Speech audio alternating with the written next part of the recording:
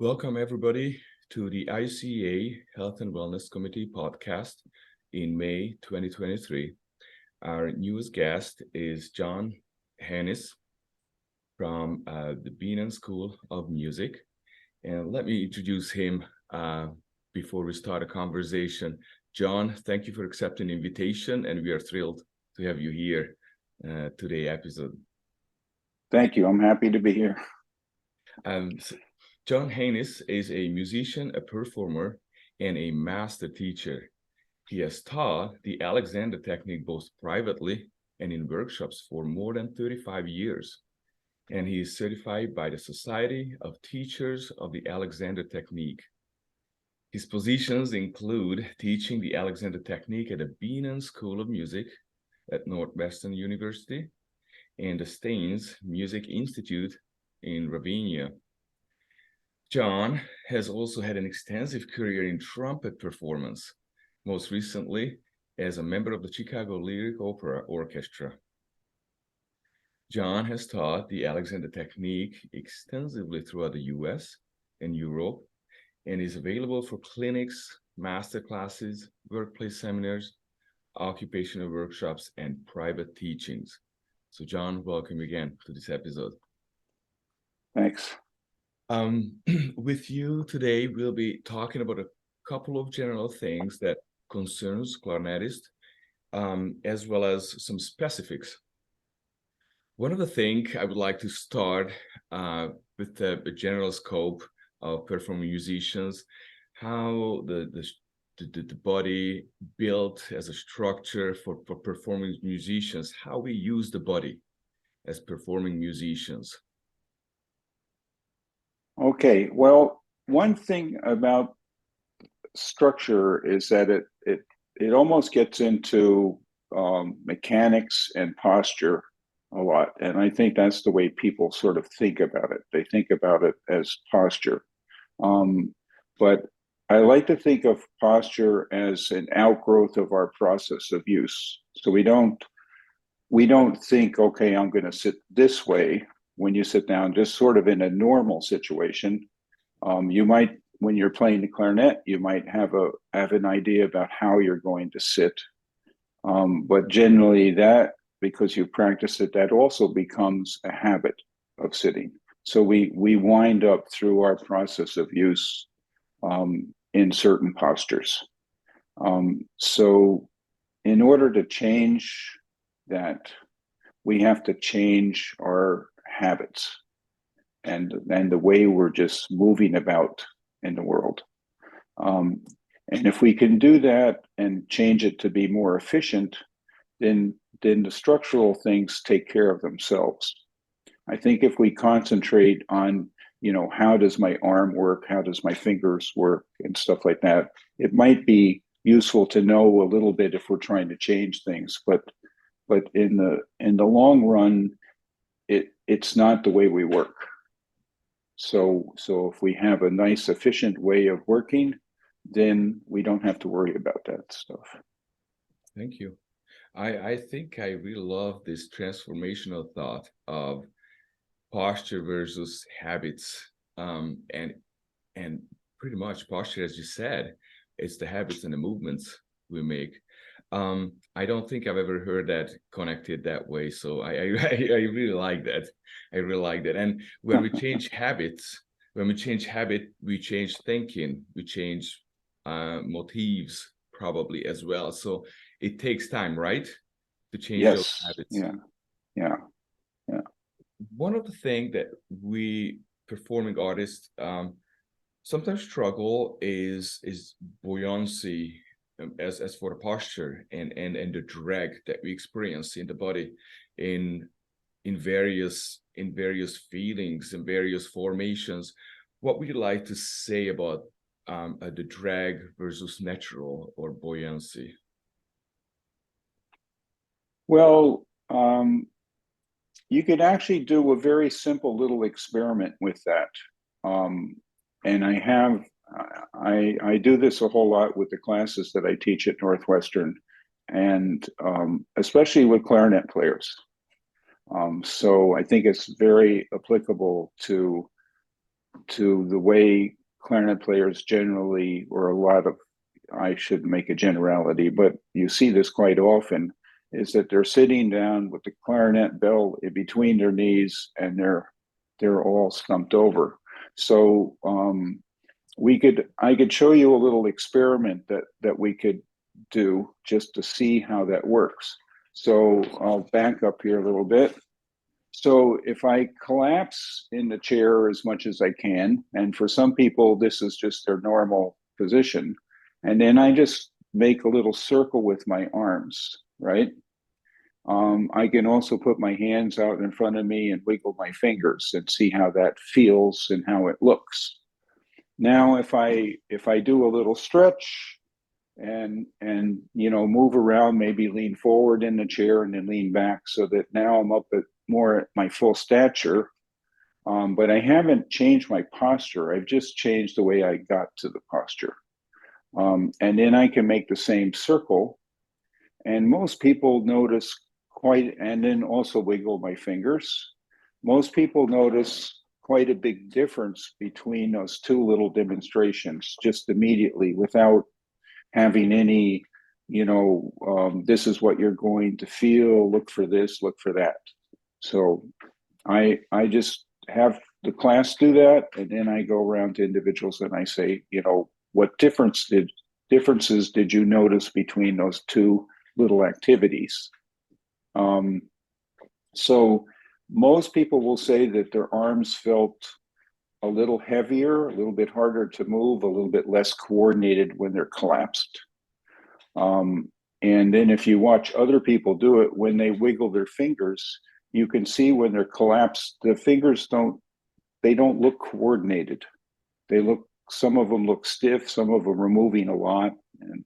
And when they're more up to their full stature, the circles are a little lighter, easier to move, more controllable, and the fingers move in a more coordinated way. So we have this attachment, this connection through the middle of our back and chest, all the way out through our shoulders into our arms and stuff. That is quite remarkable, I think, that a general posture affects even the movement of the fingers, the tip of the fingers, which is quite amazing, because we don't think about the finger movement in terms of how it's connected to the body and how the body or the posture affects those little tiny movements at the end of our limbs. But yes, they do affect. I have personal witness.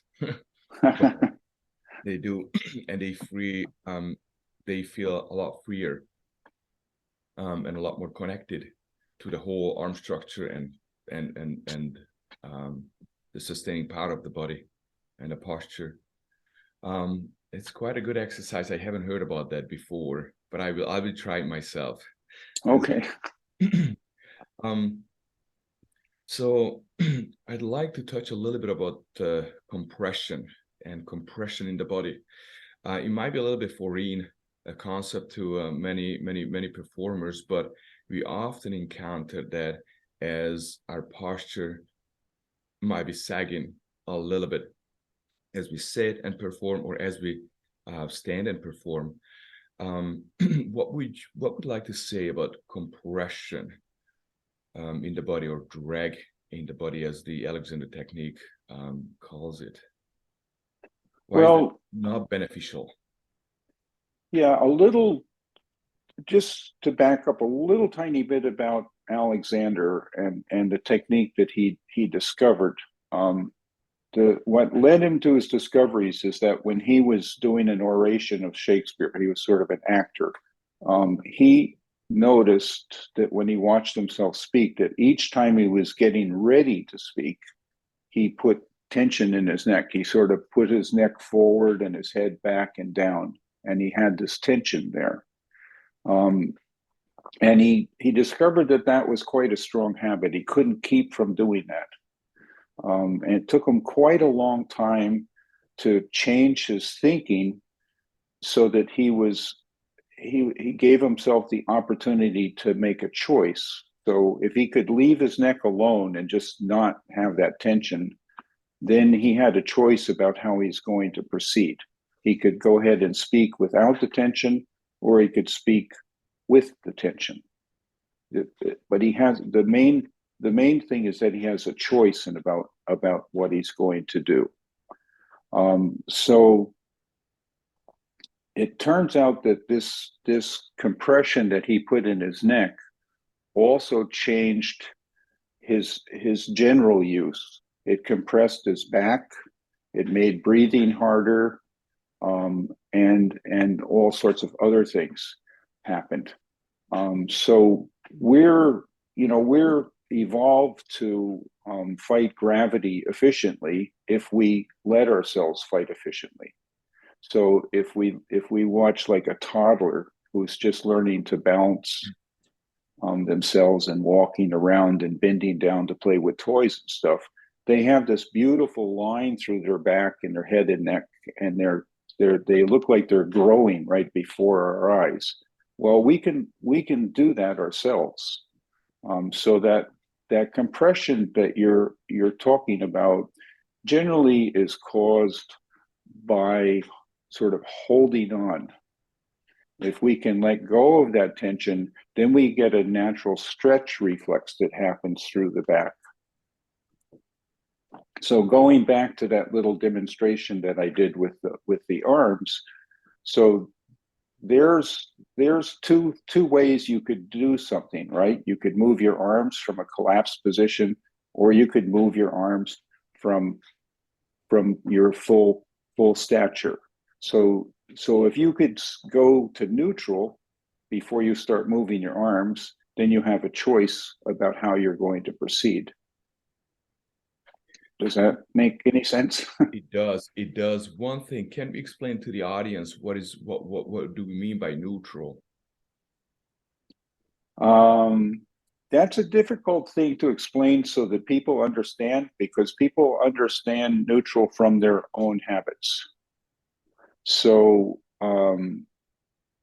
it's one of the things I think that separates learning about the Alexander technique from anything else. Like if you went to a yoga class or a Tai Chi class or something like that, you would bring your habits to those activities. So if you had a habit of holding onto your shoulders and somebody says, okay, raise your arms, you'd raise your arms with your shoulders up. If you have a habit of letting go of your shoulders, you could raise your arms without tightening your shoulders. So your habits of use, you bring those habits to those activities. The Alexander technique, you're working on those habits. So if you don't have a chance to take Alexander lessons from a private teacher or class or something, then it's up to every individual to try to get in touch with what are they doing accurately. Just like when you play your instrument, a teacher can sit back and say, you're a little sharp, you're a little flat, you're rushing, you're doing this, you're doing that. They can make an assessment of your playing. But when you play, you're playing and you have a certain habitual way of listening to yourself. So a lot of times performers don't hear themselves accurately. So it's the same thing with what we're doing with ourselves. So this letting go is really coming to neutral. Alexander calls it establishing inhibition or inhibiting. So in Alexander's case, the stimulus is to speak. His habitual reaction to speaking is that neck tension. So he has to inhibit that neck tension from taking place before he continues to speak. I know that's a convoluted answer for you. It's a little tricky to talk about. I understand that. So pretty much, if I understand it correctly, the natural is the standard of your postural habits, going back to neutral, where the decisions of a next movement start. Would we say that? Yeah. The example I give is that generally, by the time people get to, adults and stuff, they can ride a bicycle. So I assume you can ride a bicycle, right? Yes. Yeah. So do you remember when you were learning to ride a bicycle?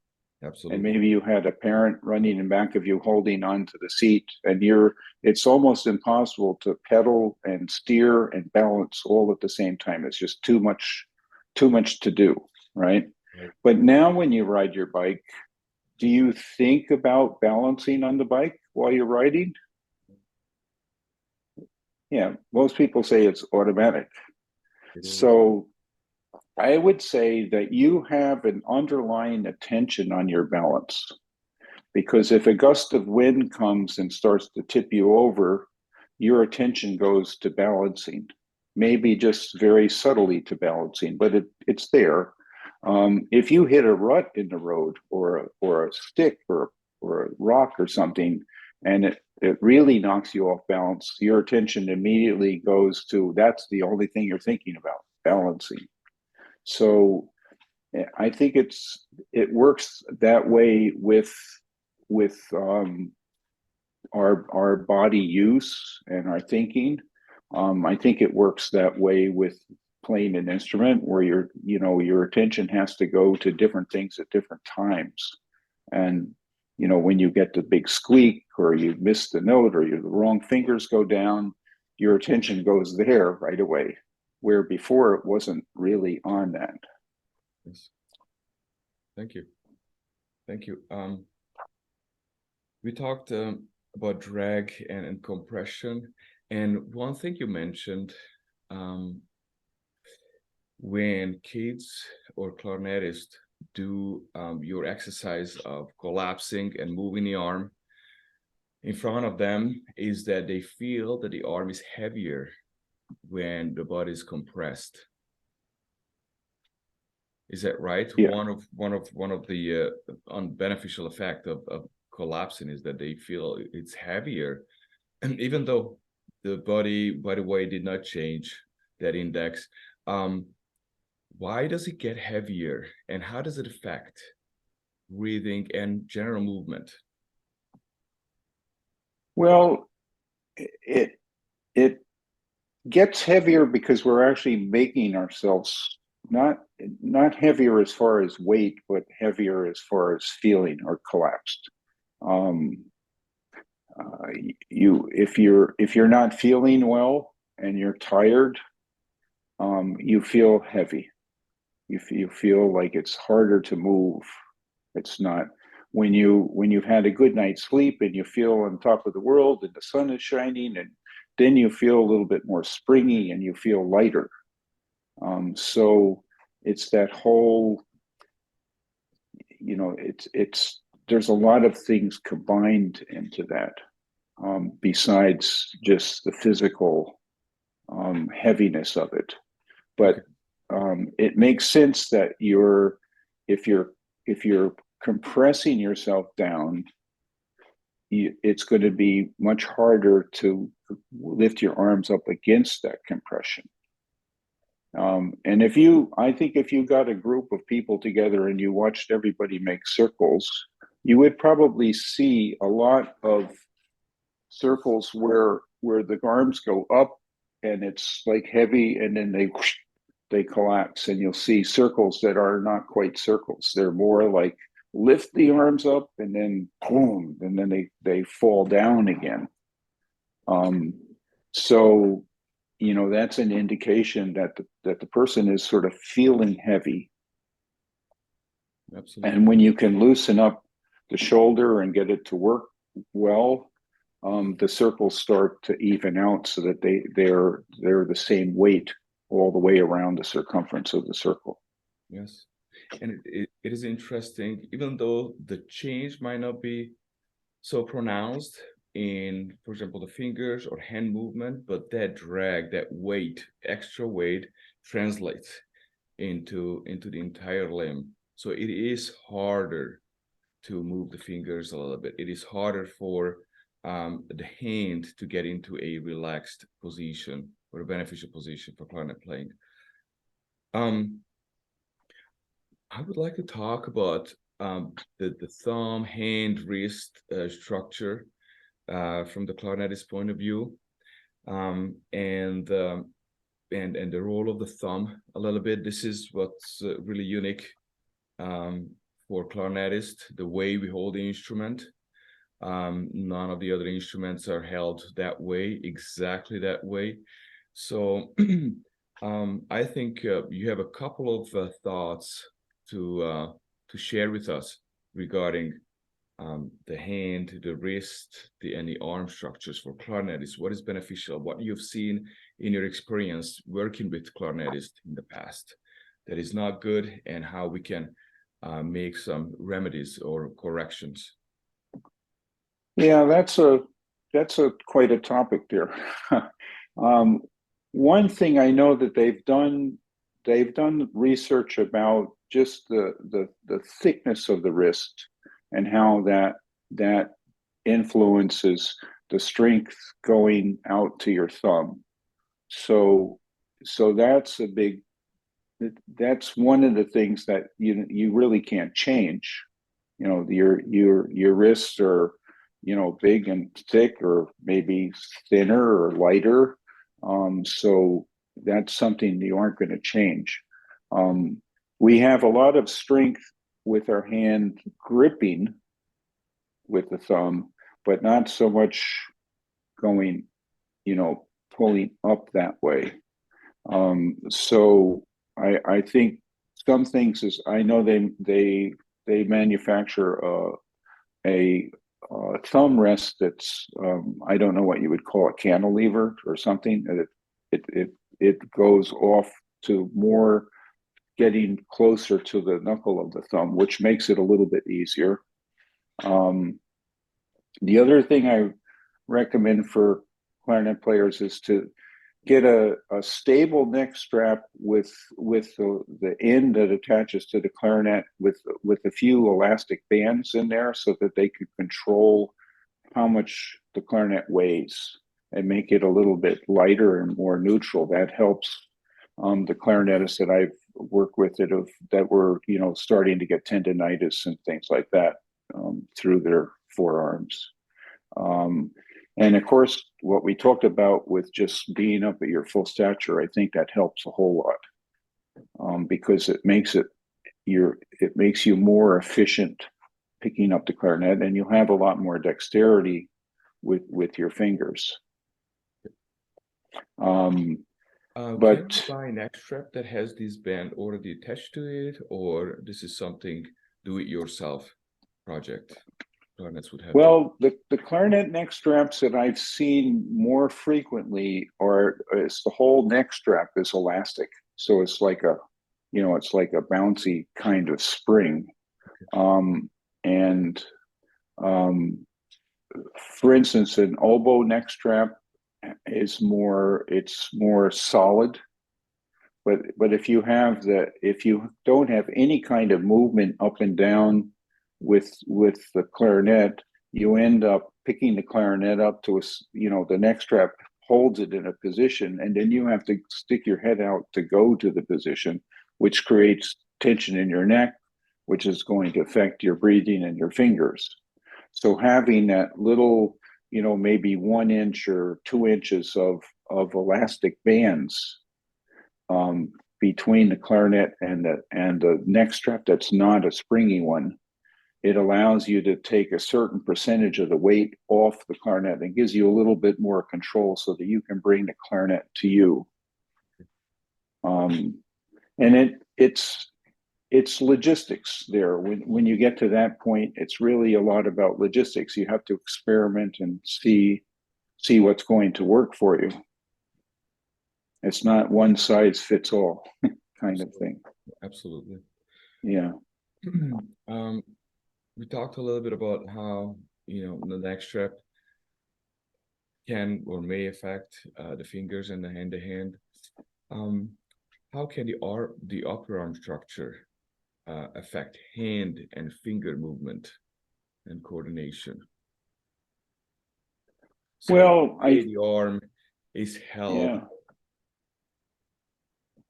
Yeah, I think that, like, you see a lot of clarinetists tend to look like they're stirring a pot of soup, and they're moving around, and you have a lot of emotions going, through their shoulders and their necks. So every time you do that, you're making yourself less efficient.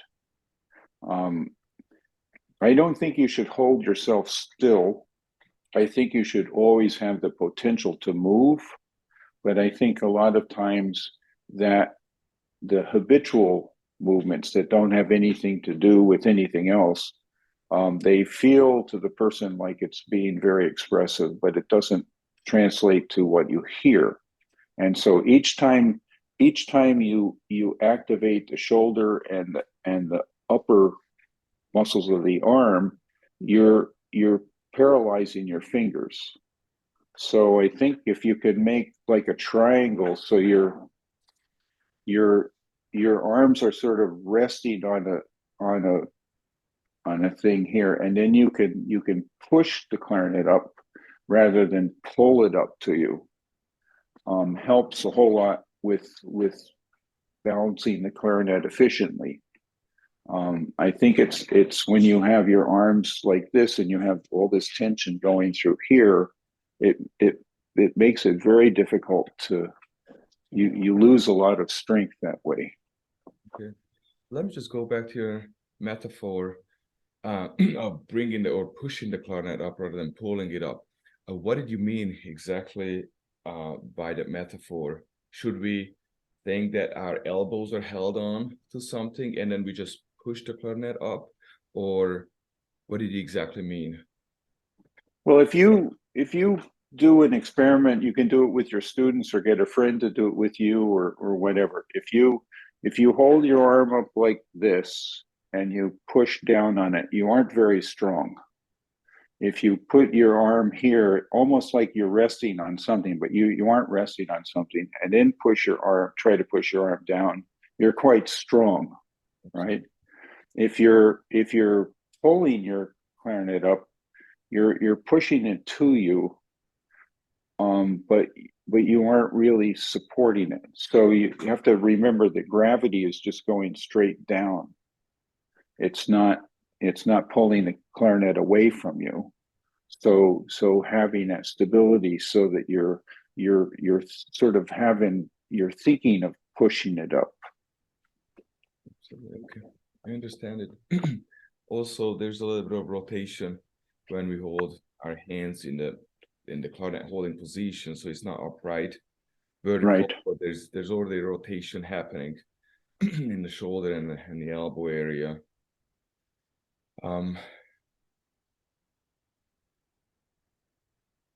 I'd like to address also regarding the arm structure. I'd like to address some of the important veins, arteries, and nerves that actually come from the side of the neck all the way inside the shoulder and go down all the way to the fingers. What are some of the things we can do as clarinetists to keep this area free so that we don't compress the nerves and veins that might supply important information and life to our movements? Yeah. Well, again, I have to go back to taking care of your general use. Everything that you said is true. It's coming from your brain through the nervous system, and it's going down through the arms, and it goes. The message gets sent to the ends of our fingers, and then it returns back, and it says, you say, okay, move your finger, and when you move your finger, you're getting a message back that says the finger's moving, right? Yes. So again, we get into habitual things where like for instance, I'm sure you've seen players that when they finger, their fingers come way up like this away from the clarinet. So that establishes a different sensation of rhythm, right? Because we have the note, and then a different note is here. It's already happened, but the message we're sending to ourselves that the rhythm is here and here. So you have bum, ba-dum. And so that becomes a habit, and that becomes our measuring stick. So again, I have to keep returning to, if you take care of your general use, and you have an idea, you're more likely to be able to notice what those habits are more accurately, rather than being stuck with them. And then if you choose to change them, it'll be a little bit easier to change. But I really don't know anybody that can think or do something in a way where they can control the blood flow, the nerve flow, the muscle flow, everything down to the details that we need to do to play our instruments. No, absolutely. So I really think that it's important to maybe be aware of a little bit of those details, and it's nice knowledge to have, but it's not a functional knowledge. It doesn't really help us get along. Thank you. I'd like to talk a little bit about some of the aspects of breathing, and it is more general than only for clarinetists. We talked about general use, and the poise, the best poise for breathing is when we don't compress, when we use our bony structures to uphold our body. What are some of the fundamental principles of breathing that relates to the posture in general? Well, I mean, we all start off life breathing, right? So we aren't sent out for lessons. So, we're pretty good. If you hear a baby, cry or talk or something during a concert or church or something like that, they're really good. You can hear them all over the rooms. It's even hard to tell where they are. And so they might go for like 15 minutes, and they run out of air in a split second, boom, they're back in business, right? So if you examine the psychology of the baby, what is it? Is the baby thinking, well, now I'm going to make a racket, so I'll take a big breath and support? Probably not. So when we play, we're making a racket that we think is pleasing to people, but I think we should make it in the same way that the baby does. So you have a cause and effect. You can cause the sound by establishing a certain amount of tension in different places, and arch of your tongue and your tightness of your embouchure and all of that stuff. Or you can allow the sound to cause the motor coordination it takes to make the sound. And of course, when you're a beginning clarinet player, you're experimenting with, do I blow harder or less hard, or do I try to blow faster or slower or warmer or cooler, or, whatever it is, and you experiment with that. But by the time you get to be fairly competent on your instrument, you don't need to experiment with that anymore. What you want to do is allow yourself to play.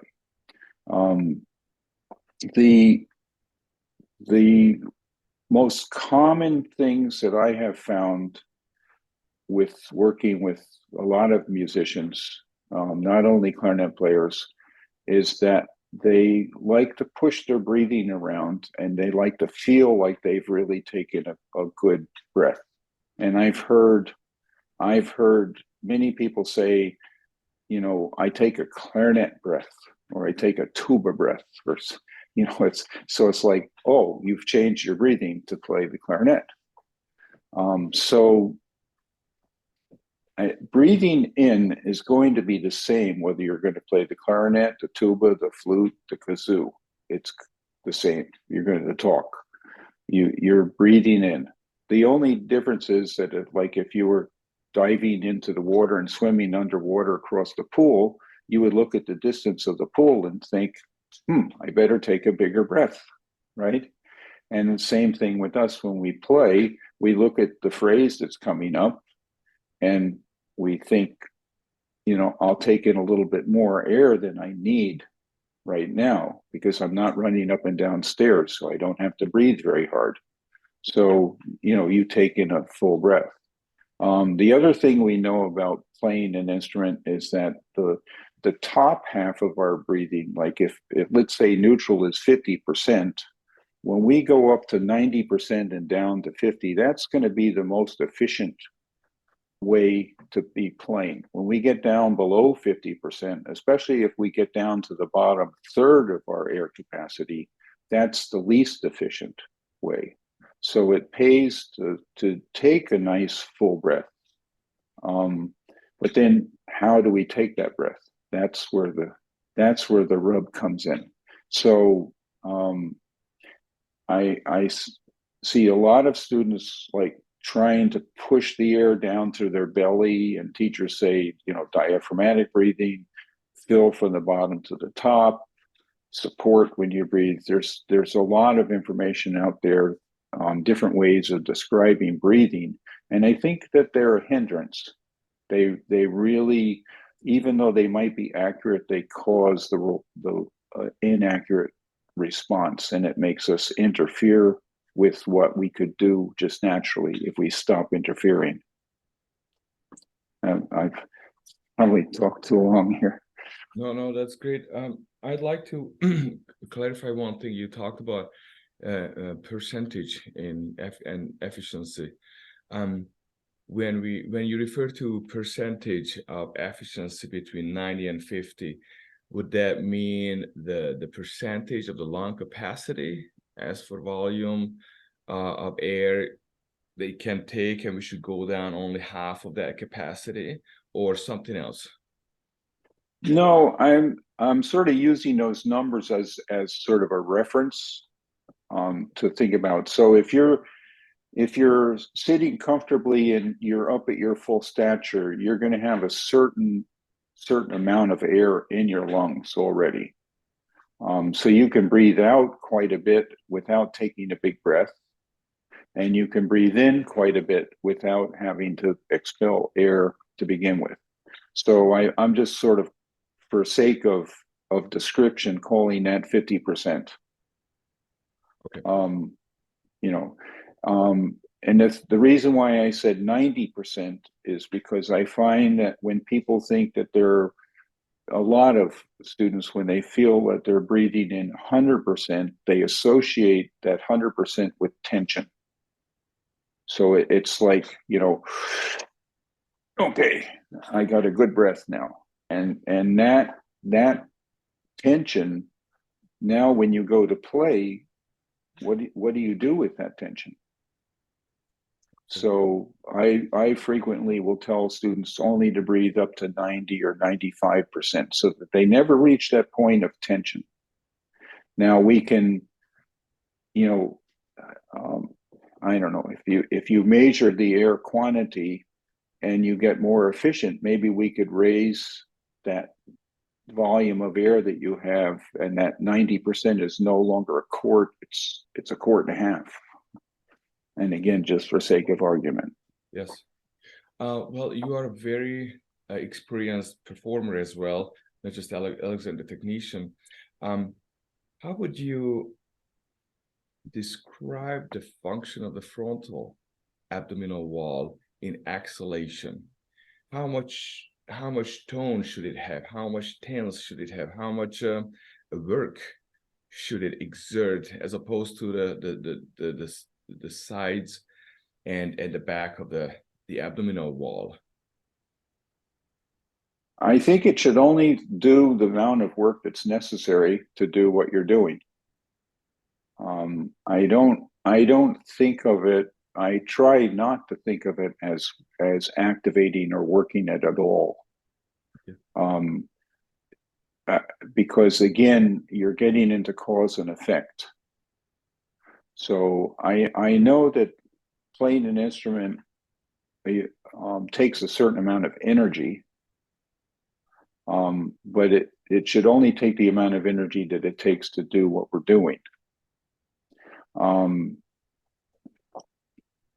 If you establish a certain tone in your abdominal muscles, no matter where you picture in the front or the obliques or whatever you're thinking, then I think that you get into the realm where you're causing the sound. And so those muscles they're working, but they don't have to work. They don't have to establish a certain amount of tension, I don't think. They're required to work differently for different ranges and different volumes.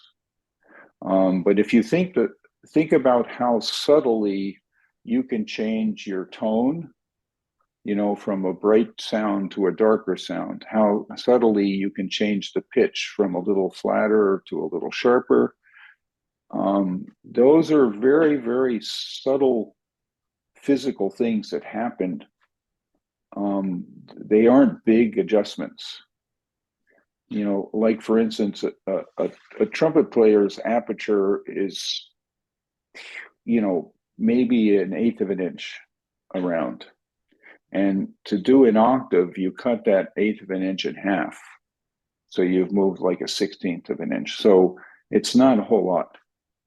On a clarinet, how much do you have to change when you finger up like a half of a scale? So I think I don't prefer to think about it as engaging those muscles. I want those muscles to engage when they need to and how much they need to. Okay. Again, I'm sorry, go ahead. Go ahead. You can do an experiment with that also to see what happens. So if you blow out through your mouth with no compression, just let the air come out completely. And then you're going to just stop the air with your hand. So you blow and you build up compression inside your mouth because you block the air with your hand. And if you can do that, you can put your hand on your stomach and those abdominal muscles, and you can go, and you don't feel any work there. It's nice and soft still, right? And when you put your hand on your mouth to stop the air, you won't feel those abdominal muscles all of a sudden tighten. They'll pretty much stay the same, right? Even though you're making compression there. I think that's an indication that we don't have to work those muscles that much. Okay. And that leads me to the next question. What can we do if the front abdominal muscle is too much engaged in exhalation, too much flexed, too much tense, as a means to controlling the rate of exhalation? What can we do with those habitual use? I think one of the easiest ways to change those habits is in a way to do it away from the instrument. It's hard to do it when you're playing because you associate that amount of work with being successful in playing. So I think that working away from the instrument and getting the kinesthetic sense that you can do things without working so hard. Also in the way we think, like, so for instance, you could lie down on the floor on your back and I could probably stand on your stomach and you would be able to support me with your nice strong abdominal muscles, right? So or maybe I'm too heavy. So maybe we'll just get somebody who weighs about 100 pounds and they'll stand on you, right? So that's pretty strong abdominal muscles, right? How much air pressure do you think you can produce? A lot. Like PSI, right? Like if you blew, how much air pressure do you think you could produce with those strong abdominal muscles? I haven't thought about that, but maybe 2, 3 psi. Yeah, you're very good. The Arnold Jacobs measured PSI with a whole lot of musicians, and he had one guy that came in and he blew I think 3.5 PSI, and that was pretty rare. Yeah, and it's amazing. When I do this little question to classes, students will say, 75, 80, 100, you know, and if that was the case, we wouldn't need bicycle pumps. We could just blow up our own tires. As a matter of fact, I believe car tires have about 3.5. Is that 3.5 psi? Or I'm not even sure between the two measurements that we have for air pressure or kilopascal. I'm not even sure if it's 35 or 3.5. I know that. Well, the PSI would be 3.5 pounds per square inch. Yeah. Yeah. So I'm not familiar. I know there's other measurements, and I'm not familiar with those. I think it's 35 psi for a regular car tire. So. Oh, for car tires. Oh, I'm sorry, I misunderstood your. Yes, for car Yeah. tires. Absolutely. So what would be some of the things we can do from away from the instrument that would be beneficial of like working off that that extra work that we might be exerting while we exhaling? Well, there's a couple things I like to do, especially with clarinet players and oboe players. And that is, and I do this one thing with everybody, all wind instruments, singers, everybody is what we call a whispered ah. And the procedure for that is you breathe in very, very gently and slowly and easily in through your nose. And then you open your mouth and go almost like you're fogging a mirror. And you keep that going in a circle. So you're either breathing in or out. You don't stop the air once you breathe. It just keeps on either you're breathing in or out. And you do a series of those. Another thing I'll do is have the clarinet player take the mouthpiece off and maybe have a little passage that they're going to play and just blow into the clarinet with no back pressure at all, no compression at all, just so you can play maybe 2 measures like that, probably even less, but just get the kinesthetic sense of no resistance, just out. And generally that makes a huge difference in the sound the next time they play. Interesting. I really like the idea that you said proposed to do the exercises away from it as we associate those movements of breathing with phrases, with expressions, with the length, dynamics, anything else. And so we just cut it off from the equation so that we simplify that.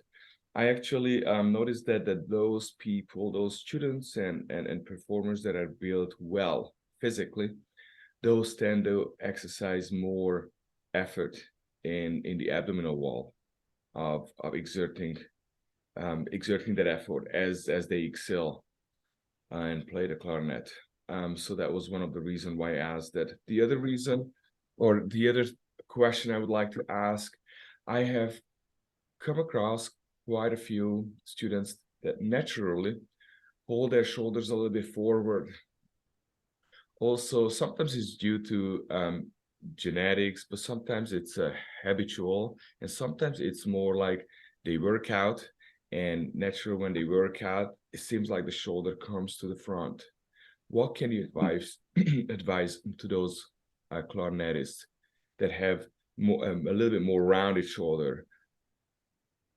Well, they should change their workout, because you should be able to, that working out should not cause that.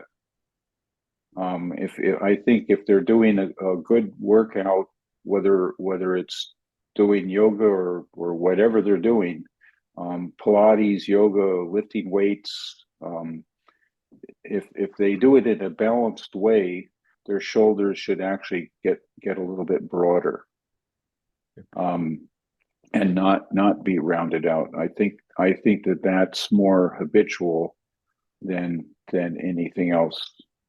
It could be caused by, doing certain kinds of weightlifting or something to extreme, and that happens. But I find with the students that are like that if they release through the middle, rather than trying to pull their shoulders back or push them forward, and they just release that, their shoulders will come out to a natural width, their natural width. Okay. Thank you for that. It's very simple, actually, right? Yeah. It's very simple to sort of talk about in a way, much harder to execute. And one of my last question would be about tense neck, bulging veins, as performers excel. What can we do to remedy that phenomena? Yeah, that's in a way, it's sort of tricky. There could be a lot of different kinds of causes for that, and I think my experience with it is that it's an habitual tension that they have. But I have had students where they couldn't control that. It just, no matter what happened, they have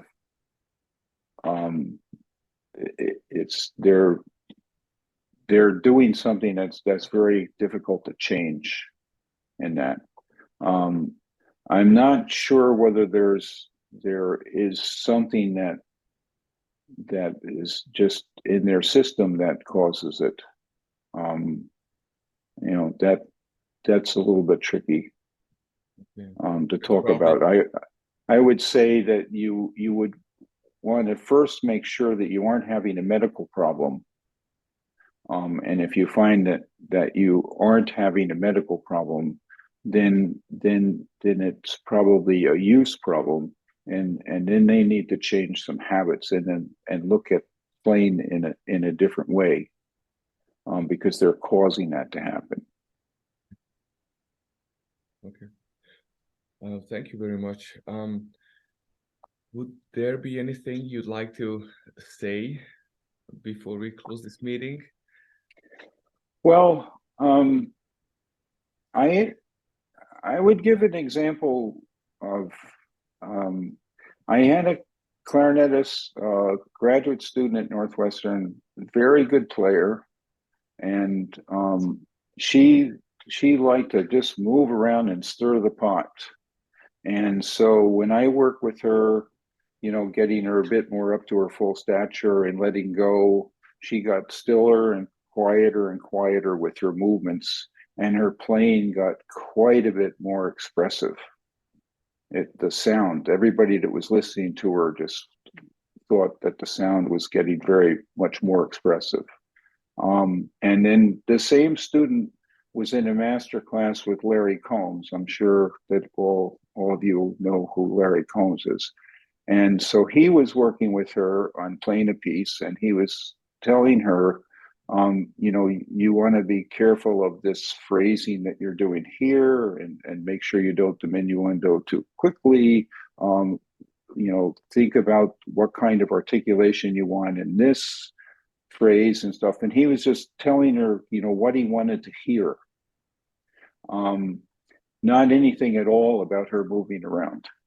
Never once did he say anything about her moving around. And as she began to play what he was asking her to do, she got quieter and quieter and quieter. So I think there's sort of two ways that we can work on ourselves. One is being aware of what we're doing with ourselves kinesthetically, but the most important thing, of course, is what's happening with the music. What are we doing with the music, and how are we expressing the way we feel and think about the music, and allowing ourselves to let that expression out. So when you said that her following Larry Combs' advice, she got quieter, you didn't mean that she got quieter as for the dynamics, right? No, her body movement got quieter and less pronounced. She got much more still. And I think that is because when we hear ourselves play, we have a kinesthetic sense of what we're doing. And so if we emote a little bit, we think, wow, that's really expressive, because we feel expressive, right? But the thing is that we have to sound expressive. And I think that when we play, we have a combined idea of how we sound. We have the kinesthetic feeling of how we're sounding, and then how we're actually sounding. And I think the great players, they hear themselves very accurately. And unfortunately, there are a lot of great players that play wonderfully, and they do it despite what they're doing with themselves, because they have such a strong mental concept of what they want to sound like.